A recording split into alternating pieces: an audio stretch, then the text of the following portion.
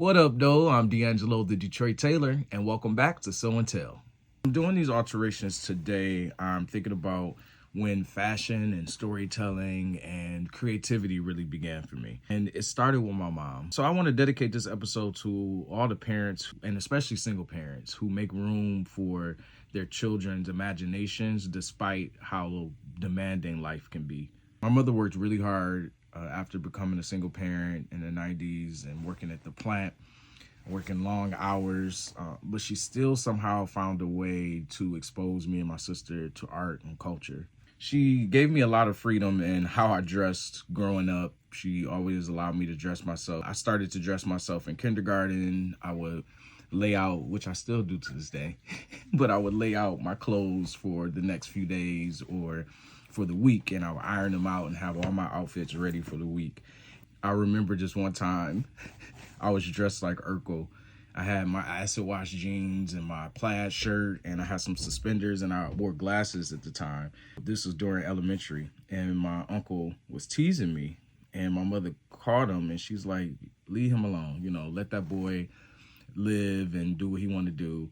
And I remember that it was sticking with me like, like if my mom likes it and she thinks it's okay, then you can't tell me nothing. So I would dress how I wanted to dress in school. I was wearing the kofis with the matching tribal print vests, and I would dress up. I would wear suits and all of that. And then she even asked me in my opinion before she would go out. She would let me help pick out her outfit that she would wear. I'm like, D, should I wear the hoops or should I wear the studs? Or D, you think I should wear this belt or does this purse go? One time she had my grandmother upcycle her uncle's tuxedo jacket. She cut the pants into some high-waisted shorts and she wore bustier under it.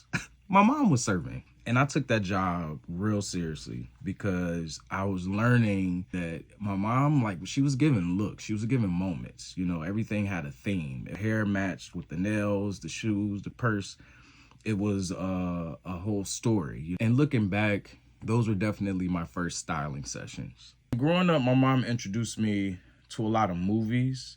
Every Easter, we would watch The Wizard of Oz that came on TV, and the Ten Commandments. And the Ten Commandments specifically stood out for me because this movie was so vivid and was so colorful. And I remember watching Ann Baxter, who played Nefertiti. We would watch Shirley Temple together. And she showed me and my sister the movie Grease. We fell in love. I started learning more about the 50s era. And then she showed me the movie Claudine, which I fell in love with the music, the soundtrack. Lady Sings the Blues and Motown music was always playing in our household, especially on Saturdays, cleaning. And then there was The Wizard of Oz, another vivid, beautiful, colorful movie. And then my mother told us that there was a black version of The Wizard of Oz.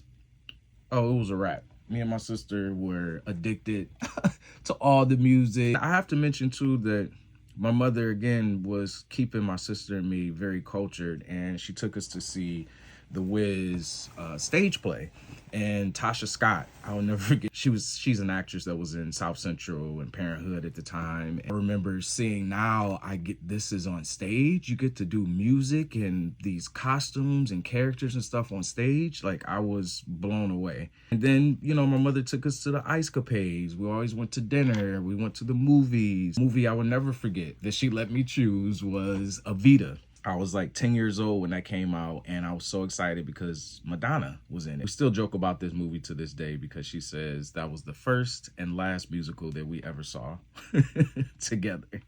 But she took me anyway. And that's just who my mom was as a parent, a parent who supports my interest even when it's really not her thing. That exposure to theater and art and culture and stuff really, opened my eyes to what I really wanted to do. And so my mother enrolled me into acting classes, which led me to enrolling into DSA, the Detroit High School for the Fine and Performing Arts.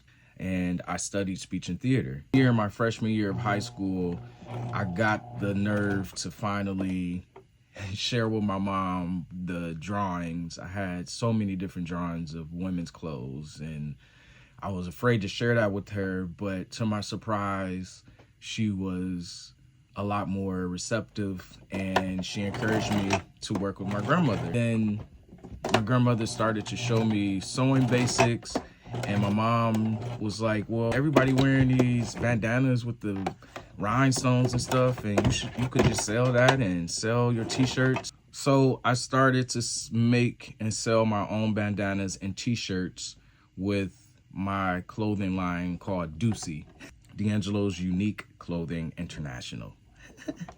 Because I was manifesting international fame.